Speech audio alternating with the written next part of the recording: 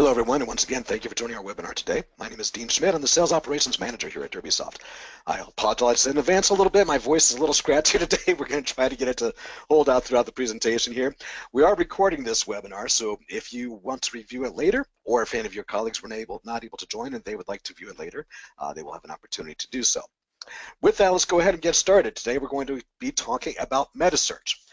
And we're going to talk about this largely from a perspective of how we would work with an individual hotel in managing their campaigns, recognizing, of course, that Preferred Hotels is a marketing organization. And so we'll try to tailor some of this to how it's working as a marketing organization as well.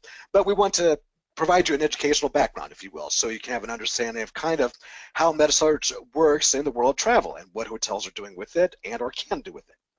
So that said, we're going to talk a little bit about what Metasearch is, what it does, and why it matters. We'll talk about an overview of the major Metasearch channels as well as some pros and cons of Metasearch. Starting off with Google. Many of you are probably familiar with what happens when you search for a hotel name on Google. New York, Hilton, Midtown.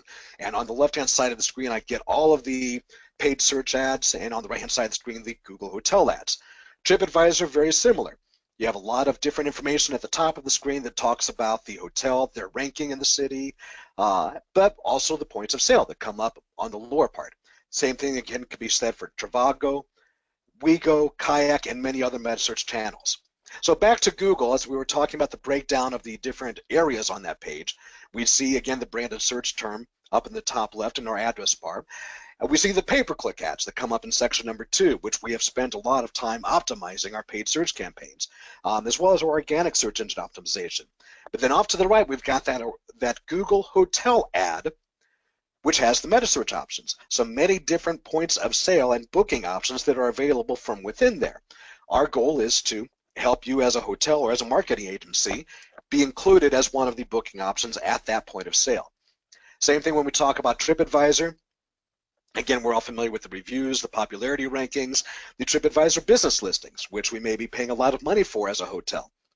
But then on the bottom of the screen here, we've got all of these different points of sale, which may be going to us, that's what we're trying to do, may be going to an OTA such as Expedia or Hotels.com. Again, our goal is to be within those point of sale buttons as one of the booking options. Kayak, no different. They present a large number of booking options.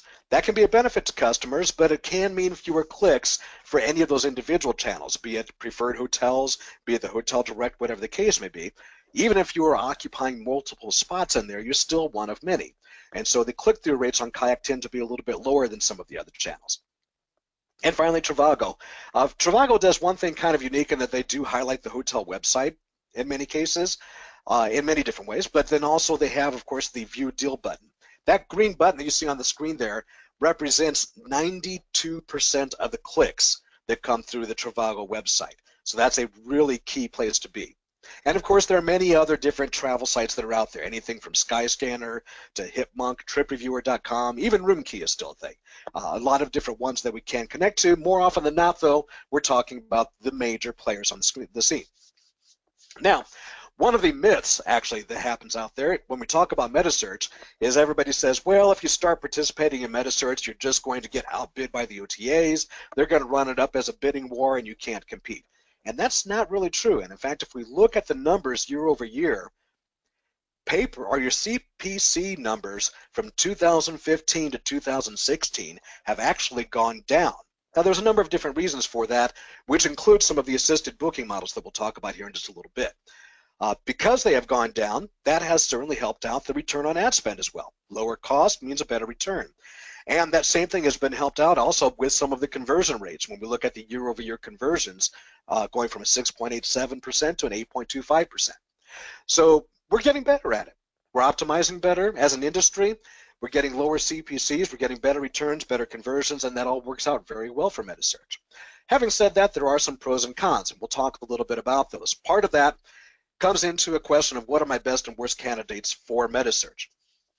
So let's assume for a moment that we had a 10% conversion. That's higher than our average that we saw before, but it makes my math really easy. So we're going to use that anyway. So at a 10% conversion rate, if I have $3 per click, that means it takes 10 clicks to get a booking, which means that my cost was $30. Now, if I'm a Las Vegas hotel on the Strip that has room rates at $30 per night, and that does happen, that $30 now becomes a 100% cost of sale. Now, does that mean that I shouldn't do it? Not necessarily, because that same hotel that's running at $30 per night has a completely different motivation for running their rooms at that price range. They're trying to get heads and beds. They just want people to come into this casino and spend money. So that's not really a concern for them. They would still run it in many cases. Now, by way of comparison, let's say that I was a hotel that ran $500 per night and on average had a 2-night length of stay. Now, all of a sudden, that same $30 is only 3% of my cost of sale. Much more economical. Of course, there are other factors that come into play. At $500 per night, my conversion rate is probably no longer 10%. But we have to look at all of those different factors as we think about how the campaign stacks together. So why it works well. First of all, there are more qualified leads. These are people who are already aware of the rates and availability. When we think about our marketing channels coming through our website, if somebody started directly at our website, our brand.com site, the #1 drop-off point in the sales cycle is at the rates and availability page. Well, this person already knows the rates and availability.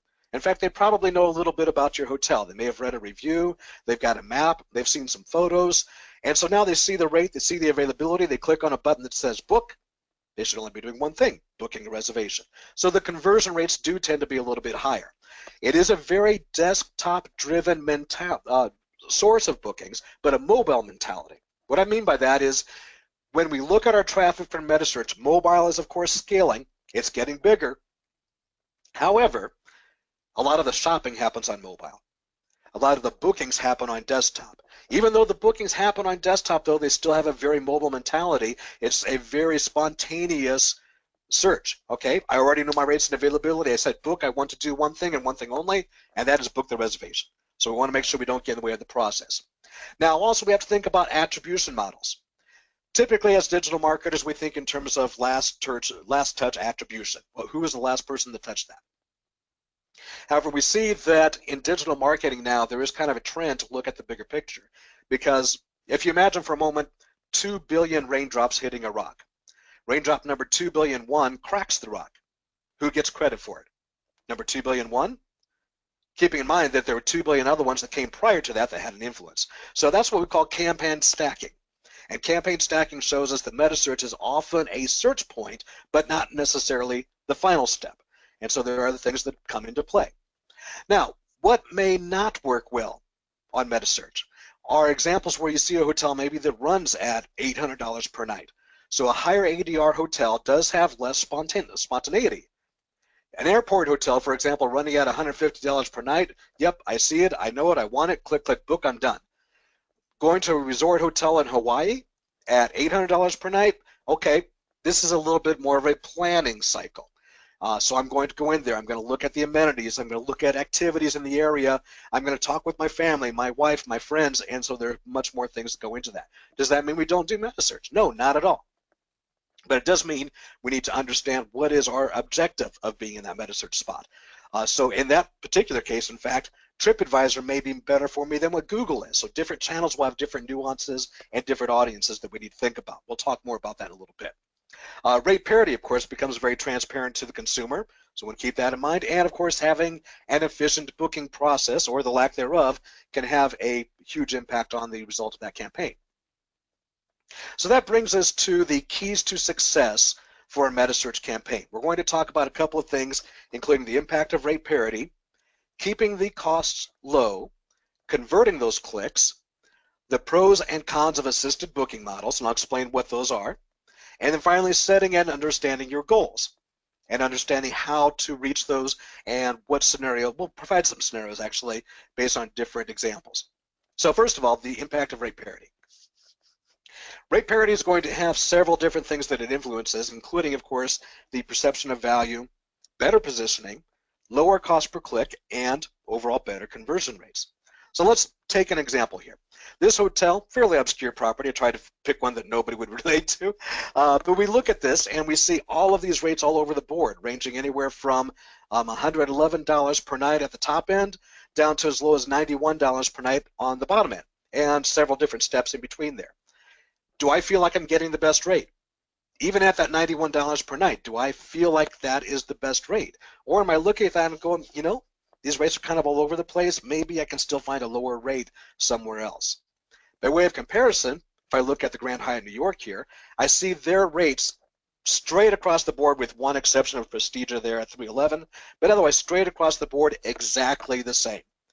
So now as a consumer, I'm looking at this and going, yep, that's the rate, that's what it is, okay, let's book it. Or you can even take that one step further, where I've got rates across the board fairly consistent, but my own direct booking rate is even lower. Now, there's many different pros and cons to that in and of itself when we start talking about rate parity. Obviously, undercutting OTAs can have an advantage. It also has some disadvantages. So we're not by any means telling people to undercut the OTAs, but to take that into consideration as part of your overall strategy. So when we talk about positioning, let's take a look at a couple of examples where we see a brand direct coming up in the #1 spot. Hilton here at 103. In this example, we have the Omni Hotels at 179. This example has the Milner Hotel at 139. And this final one here, the Pelican Suites, coming in at, where are they? Oh, off to the side. There we are. Sorry, at 239. You notice the same thing in every one of these. The one that came in on top consistently had a rate that was as low as or lower than everybody else. You can, in many cases, get to the top of the list with the higher rate. So let's say that you were that one at $289. It can be done, but it's going to cost you. And so it will have a higher CPC because most of these sites will have different algorithms that will measure the campaigns based on A, what CPC are you willing to pay? That's a part of it. B, do you have the lowest rate? That is a part of it. And C, what are the consumers most likely to click on and book a reservation? Well, the consumer's not most likely to click on that highest rate. So now it's your ad score, your overall score as a whole that influences that positioning. So you may have to increase your CPC to compensate for that. Okay, so positioning, we talked about that. Perception of value, we talked about that. Lower cost per click, that you can have a lower cost, get in a higher position by having that rate parity under control. And of course, then better conversion, because if I'm comfortable with booking that rate and that I've got the lowest rate, I'm more likely to convert that booking. All right, so that brings us to the next part here, which is keeping the costs low. Now let's take a look back to the math we looked at earlier. That darn math thing, right? So we said at $3 per click, this was a $30 cost of sale. Okay, so what if we can change those numbers a little bit? What if my $3 per click was now $1.50 per click? At that same conversion rate, now my cost is only $15. Or what if it was 75 cents per click? Now my cost goes down to $7.50. Okay, we all understand the math. That sounds easy enough, right? We can do that. How do we make that happen? Well, that's where it gets a little bit more challenging. And we have to understand the channel's cost per click and how this varies by every individual channel. So first of all, things to consider on Google. How does a percentage bid-based strategy compare to a flat CPC? Because Google will normally be bid as a percentage. That's important because the good news is that's naturally proportionate then to your ADR, right? So a 1% bid on $100 is $1 versus on $500 is $5. But you've got $500 revenue as opposed to the 100. So that works out. It balances a little bit. But now also keep in mind that that's going to be proportionate to the length of stay as well.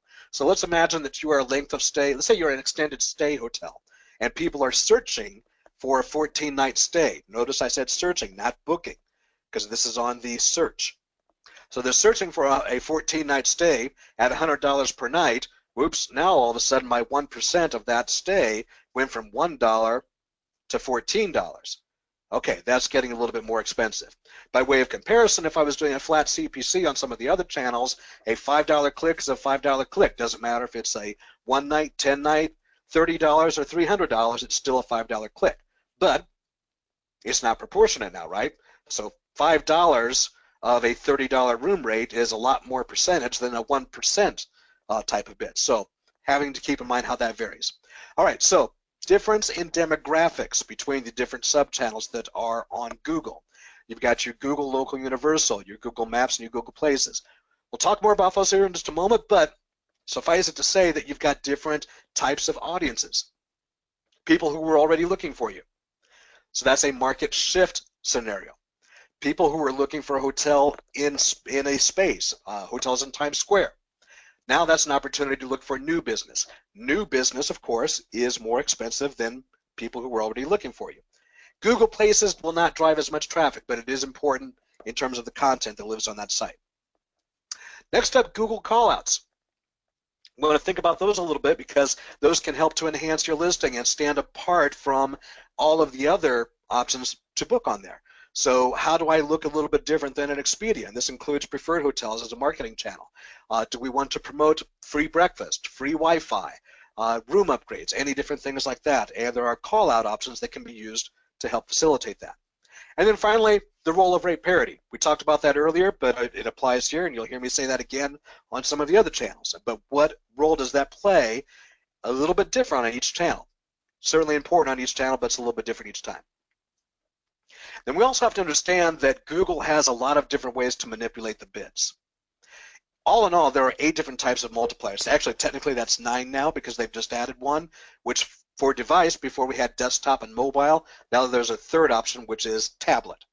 Okay, but just using this math for a moment, so 8 different types of multipliers, and if we take that times 29 different settings that we could apply to those, that's potentially 232 different settings, 24 hours a day. If we change it once per hour, that's over 1,600 possible entries that we would have to make. Obviously, that's very difficult to do. So having some automation in place, which is what we do to help manage that and control that and put machine learning algorithms to work, is very important. TripAdvisor. Let's talk about things to consider on that channel. So first of all, what are the advantages and disadvantages of a flat CPC? We talked about that versus the percentage on Google just a moment ago. So TripAdvisor will be that scenario where you've got a flat CPC, you know what it is. That can be a good thing, but you do need to compensate for how that affects or how that impacts your cost of sale based on the room rate. What are bid to volume, bid to only, instant book, and other TripAdvisor programs? TripAdvisor has a lot of programs, and to their credit, they're experimenting all the time. They do a lot of A/B testing. So bid to volume is saying that, well, hey, I kind of want to have a share of volume that I want to occupy. Or bid to only means I want to have that one spot that I own all by myself. Instant book is one of our assisted booking models. We'll talk about that in a moment, and so on. So making sure that we're aware of all of those different items. And then what is the relationship between your ratings on TripAdvisor and the Metasearch campaign results? One thing that we find is that your hotels that have a rating of about 2.5 to 3 stars or lower, so let's call it 3 stars and lower, tend to convert very poorly on Metasearch. Now, it's interesting because you would think that, well, you already knew it was a 2.5-star hotel. Why did you click on it? You would think they just wouldn't get as many clicks out of it. Well, they do. They can still get the clicks, but people end up not booking. So the conversion rates go down dramatically, and so those campaign results also fall. And again, the role of rate parity. TripAdvisor has really moved to a rate-first approach to how they display their rates. That rate parity part is one of the key things that they focus on in determining the ranking order on your points of sale. Okay, so let's compare the cost per click here of some of these different channels. When we talk about Google, TripAdvisor, Kayak, and Trivago. Google, I will tell you, it has the highest cost per click of all of these, followed by TripAdvisor, Kayak, and Trivago in that order. However, we have to think about how do these measure up against my volume? Well, Trivago certainly does not have the same amount of volume as a Google does. All right, we have to think about that. My demographics, what audience am I reaching? And what audience do I want to reach? As a resort hotel, TripAdvisor is probably going to be more important to me than what Google is, and how do we adjust between there? And finally, the conversion rates. Trivago has a really low CPC. That's great for me. However, they have a really low conversion rate as well. Oh, maybe not as great for me. Now, granted, I can be a lot more forgiving on my conversion rate if I'm only paying, $1 per click or whatever the case may be. So it's important to really understand how all of those elements play together. Also, when we talk about new customers versus market shift, I have a lot of people that will come to me and say, hey, how do I get new business off of Metasearch? So we want to think about this. We talked about local universal versus maps earlier here. So branded search terms versus general search terms, and how that influences the type of consumer that's going to that site and looking for your hotel. So you might want to spend a little bit more on maps. But again, keeping in mind that new business is more expensive than people who were already looking for you. TripAdvisor, that popularity and ranking impacting your position. I'm talking about the position within your market. So this is the hotel ranking, the order in which you are displayed. That's going to play a huge role in that. Kayak, and also Trivago for that matter. Your bids can impact your hotel ranking. That's very important. So if you really want to get some of that new business, especially on those channels, you can bid higher on your CPC and you can get a higher position in the order of hotels that are displayed. Now, is that necessarily going to deliver the positive return on ad spend that you're looking for? Well, maybe not, because it is a more expensive cost per sale. Okay, but this is where later on we talk about what are the priorities, what are your goals and objectives, and that's something we have to take into consideration and understand how that plays into the larger part. But overall, we really recommend having a diversified portfolio. It's just like having an advertisement campaign or a stock portfolio. You want to have investment across the board. That prevents you from having a line graph that suddenly jumps up or drops down and has a lot of major shifts. Instead, it's a little bit more even. It's diversified. Oops, going backwards, sorry. So when we look at that, that also then allows us to bring in what we call a cross-channel optimization. So if, for example, we look at our channel A, my channel B on both of these, by the way, is the same. So we're really measuring channel A versus channel C. So in the top part of this, my channel A had 1,000 clicks, had a 13-to-1 return on investment. We say, hey, yeah, I want to throw more money at that. Okay, and possibly we do.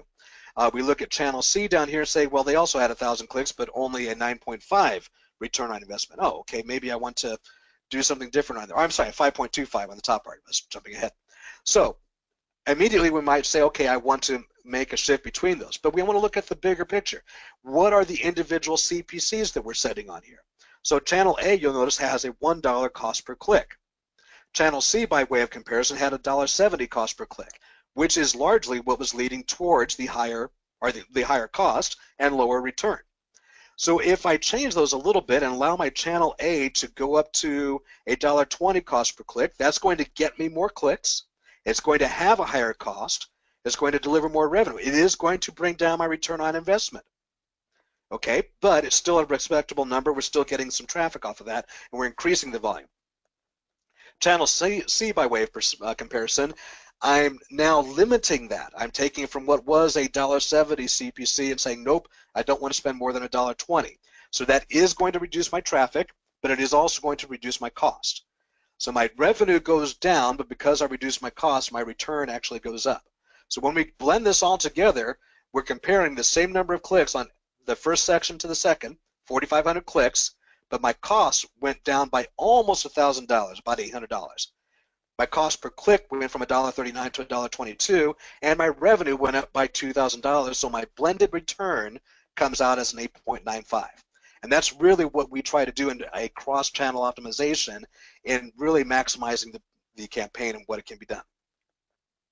And the concept is really fairly basic. I say that, but engineers really hate it when I say that. But it comes down to dynamically adjusting the bid levels, how aggressive we are across the channels, and calculate the cross-channel signal based on performance and adjust that target. So on one channel, we might go in there and look, okay, I want to adjust this target a little bit higher and spend more.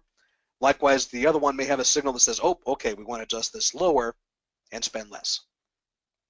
Okay, so we've talked about converting the clicks. Oh, I'm sorry, we talked about the controlling the cost. Now let's talk about converting the clicks. So when we look at conversions for Metasearch, one of the things that we notice is that most of the booking engines out there were designed based on an assumption that the consumer started at the brand.com website. Remember earlier we talked about the fact that we've got a more qualified consumer here who is going from a spot where they already know the rates and availability to a booking button that says, I want to book. So we should have higher conversions. But as such, we also need to make sure we optimize this for Metasearch so that we don't get in the way of any of those people who have already said they want to book a reservation. So let's look at a couple of really good examples here. Hilton does a good example. I click on that book button once and twice, and I'm giving you my name. So no less than 2 clicks before I gave you my name. Now let's look at how that compares with our assisted booking models. I want to explain here real quick what we mean by assisted booking models. On TripAdvisor, you have TripAdvisor Instant Book. On Google, you have Book on Google. On Trivago, you have Trivago Express. On Tunar, if you're in Asia, you have Tunar TTS. All of these have different names, but what they all have in common is that they are an assisted booking model. And what that means is I, the channel, have created a technology for the consumer to book their reservation within my environment rather than handing them off to the hotel's own technology. And a lot of these were built because of the fact that a lot of hotels didn't have the right technology. So when we look at how these were built, let's look at the example from TripAdvisor. Taking this instant book one, I click once, I click twice, I'm giving you my name. Let's take a look over here at Book on Google. I click once, I click twice, I'm giving you my name. You'll notice something that is common between all of these. Click, click, book. No more than 2 clicks and I'm giving you my name. And we'll see that as a recurring theme in all of these different models. So that segues us to the next part here in talking about the pros and cons of assisted booking models. So as I was talking about earlier, how it all started. In the beginning, TripAdvisor really was one of the first ones that came up with this. To be fair, there were some sites that came up with it sooner, but didn't get nearly as much traction. But TripAdvisor was looking at their mobile campaigns and realizing that a lot of the clicks came through and ended with what we called a visual thud, because they were not mobile optimized. And so they said, well, you know what? We think we can build a booking engine that is mobile optimized and get better conversions out of this. So rather than people not knowing which way to go, we can help direct that. We went in and drew it up on a whiteboard board, and some engineers developed this, and boom, they came up with a booking model that looks kind of like this. Very clean, very simple, book my reservation. It worked very well. Worked so well they moved it onto desktop. Worked so well there that other channels started doing the same thing, including Google and so on, because it converted better. Okay, so we talked earlier about those examples. I talked about click, click, book. You'll notice these examples on TripAdvisor over here on my left-hand side, where Booking.com actually occupies 2 different spaces, the top one and the third one. So on TripAdvisor, you can have 2 points of sale. That's important because even with a commission that you're willing to pay TripAdvisor of, let's say, 15%, you're only going to get 50% rotation. And that's assuming that you've got the rate parity in check. So that means 50% of the time you're not showing up. So you want to make sure that you do also carry that managed CPC component to have that visibility. On the right-hand side of the screen over here, we've got the Google Book on Google. Now, because we looked at this earlier, we know this goes to a Book on Google to facilitate the booking. As a consumer, though, if I look at this right now, I have no way of knowing that ahead of time. And I only get to have 1 listing. You don't get to have 2 points of sale. So when we talk about that on Google, Google has 2 different components. We need to think about the business model as well as the booking model, because these 2 are interchangeable, but they are also independent from one another. So on Google, I can do a managed CPC campaign. I can also pay a commission. On Google, I can have that reservation directed to my branded website, or I can use their technology to book the reservation. And those can be interchanged every which way. Now, keeping in mind that when you're doing a Google commission, Google is going to take that commission and reverse engineer that into what they call an effective CPC. So that's going to backwards it through the conversion rate, actually starting with the revenue, backwards through the conversion, through the click-through rate, through to your impressions, and they're going to say so that effectively this is what you're bidding as a CPC. And oftentimes that's going to result in you having a lower position. Keep that in mind because we'll talk about that here in just a little bit in more detail. Which gets us to the pros and cons of assisted booking models. So, one of the advantages, higher conversion rates. Mobile optimized, it can be a commission versus a CPC. It doesn't have to be necessarily like on the Google example, but by being a commission in some cases, that can be more advantageous to an individual hotel because a lot of times they don't have a line item budget for Metasearch. And it can be plug and play. Now, I say that plug and play with the qualifier because there's a lot of engineering that goes on the back end of it. There's a lot of technology that goes into it. But from a hotel's perspective, once that it's up and running, I don't have to go in there and do a lot of management with it. So when do you want to use? Well, I can't just change my internet booking engine, right? I can't just revamp that. So I need something that's going to facilitate a better user experience for Metasearch. My site is not optimized for mobile. Classic example of that. I do not have a budget, and I need this to be easy, of course, with those qualifications I talked about. Some disadvantages. Well, I give up some of that control. We talked a moment ago about the effective CPC. So, gosh, I really want to be in that #1 spot, but my effective CPC doesn't get me there. Less visibility managed CPC usually wins. Not just only, but truly embracing the guest. Now, the good news is your assisted booking models do still provide you with all of the guest information. The bad news is it's not being brought into your world. Let's imagine for a moment that I'm Disney. Okay, Metasearch on an assisted booking model on Disney is only booking the room reservation. But if you've ever gone to Disney to book a hotel room, you know that they want you to not just book the hotel room, but they want to bring you and wrap their arms around you and talk about the tickets to the theme parks. They want to talk about the food plans. They want to talk about the photo opportunities, all of those different things. And so if you have a really robust plan where you're truly embracing your guests, that assisted booking model may not be right for you. And then finally, the fact that you're outsourcing your bookings. If any of us remember back in the just after 2001, after 9/11, we all started going to the OTAs and say, please book rooms for me, the hot wires and the Priceline opaque models, the merchant and net rates that we had with the OTAs, and we were giving up 35% commission just for people to put heads in beds and book rooms for me. And then we spent the better part of a decade after that trying to figure out how to get that traffic back again. Sooner or later, we're going to be saying that same thing about Metasearch. Hey, how do I get that traffic back from TripAdvisor booking the reservation from me? So when not to use it? Well, I'm getting double-digit plus meta conversion rates on my own booking engine. If you're getting 10% plus conversion rate, keep it. I want my own branded search terms. I want to own them. By that meaning that I want to be in that #1 spot each time, every time. Okay, probably not the right time to be using assisted booking models. I want more volume and visibility. I not only want to own the guest, but I have a marketing plan to maximize this, and basically I just want to have the control. So it's that control factor that comes into play. Okay, so we've talked about the first 4 of these. Last but not least, we have this part about setting and understanding our goals. What's your motivation? Our goals dictate our path, especially when we're talking about Metasearch. So, of course, everybody wants to get bookings. I ask somebody, what's your goal in Metasearch? Well, I want to get bookings. Okay, but what else is there?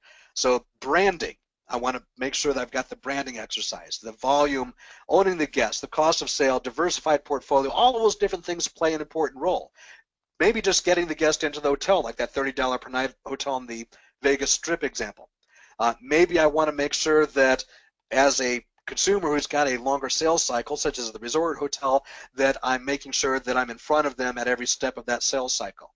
Maybe I want somebody who's going to an airport hotel that's being very spontaneous to have that ability to get to me quickly and easily. So a lot of different motivations that can come into play. So when we talk about our meta strategy planning, we want to think about how does this compare with other campaigns. Not saying that it should be equal to your SEO campaign, but it should have a lot of similarities. The line graphs should kind of parallel each other, ups and downs and so on. What is my cost of sale? What am I seeing on that so far? How is my rate parity? Do I have that in check? Do I have my wholesalers in check? What am I seeing out there? What are my conversion rates? Because those will have a huge impact on the overall results. And what are my CPCs? Different markets and different channels have different costs per click. And so how do I want to think about all of that as it pertains to my Metasearch strategy? But wait, what if I don't have any of this data? Well, okay, then the CPA models might be optimal for you to help gather some data with minimal risk. Seek out companies with similar hotels and similar markets and test the waters. We at DerbySoft, by the way, we do have some data that we've put together to establish some baselines for different types of hotels, be it from a destination resort to a roadside hotel that's under $100 a night, to an urban full-service hotel, to an airport hotel, and so on, and we can look at some of those numbers to help create a baseline for that. So when we talk about that, we're seeking out the comparisons with similar hotels and markets. We have some of that data to help you with, and we strongly encourage hoteliers to take advantage of that. Okay, what should I budget for Meta? Well, really the answer is that you shouldn't. Now, with preferred hotels and working with your marketing programs, the good news is we, DerbySoft, are handling all the budget parts of that. We're paying the ad spend, so that works out very well for you, and you will find that we generally do not cap that ad spend. Now, we may control the campaigns in different ways if certain hotels are performing better than others, but we're not going to put a cap on the ad spend because we recognize that really, if you're getting a 10% cost of sale coming through your channel versus a 15% cost of sale that comes from an OTA, why would you ever want to shut that off? Because effectively turning that off, by the way, doesn't stop Metasearch from happening. It just stops it from happening for you. So that's effectively saying that rather than paying 10% for this booking, I'd rather pay 15% and let somebody else do it. Having said that, we recognize that marketing departments also have to have line item budgets. It's not always that easy. So a lot of things to consider with there, but we strongly encourage hoteliers to look at that and look at how that plays into the overall campaign. So let's talk about a couple of different scenarios. Our scenario number one here, this is the perfect story, the way we all would wish this would work, okay? So I want top placement on all the major channels. I have excellent rate parity. Conversion rates are around 7.5%. My cost per click is low. My cost of sale around 9%. And it performs better than any of my paid search ads. Solution, bigger is better. We need to cover as many channels as possible to generate volume. More clicks, of course, going to be more expensive. And we do have cases where we have had hoteliers that have pulled funds from their paid search ads to compensate for that. I have actually a large chain that did exactly that. Scenario number two, the reality show. This is a little more close to reality where most people are. So I want as much exposure as I can get, but I do have to keep within a monthly budget regardless of the performance. I don't have a lot of historical data, but I need my cost of sale to be under 12%. So solution here, control is the key. Need to start generating traffic to analyze historic data. Keep a broad selection of channels in play. That helps you diversify that portfolio, and then make campaign adjustments between these based on the results. Research and understand the CPCs associated with each channel. That helps you to apply this now with a cross-channel optimization strategy. And of course, consult with an agency handling the paid search campaigns and use this as a reference point for budgets. Last but not least, scenario number three, the safety dance. I want to play, but I can't fit it into my budget this year, and honestly have no idea what to expect. Seek out commission models. Google and TripAdvisor are good examples of those. Can help you dip your toe in the water. Use that data then to help guide your future plans. Seem overwhelming? Well, probably. We can help, and that's really a large part of what we are here to do, working with Preferred to help your marketing campaigns and helping to optimize those, but also working with individual hotels to help them do the same. Having the proper tools to analyze, optimize, and adapt to the changing market trends is a critical component of your Metasearch campaign. Manage the channels, control the budgets, analyze the data, and apply cross-channel bid optimization. That's what our digital marketing managers do. And we work with a lot of digital agencies that can do the same. Last but not least, on our final slide here, I welcome you to download our free ebook. We did this in conjunction with HSMEI as part of their Digital Strategies Conference in New York last February. So we do have a specific link down there that you see for that, www.derbysoft.com/HSMEI. This presentation has been put together as part of that, and I certainly welcome you to download that to view at your leisure. That does conclude our presentation for today. Once again, my name is Dean Schmidt. I'm the Sales Operations Manager here at DerbySoft. I do thank you for your time, and we certainly look forward to working with you and helping you to optimize your campaigns. I hope you have a great day. Thanks.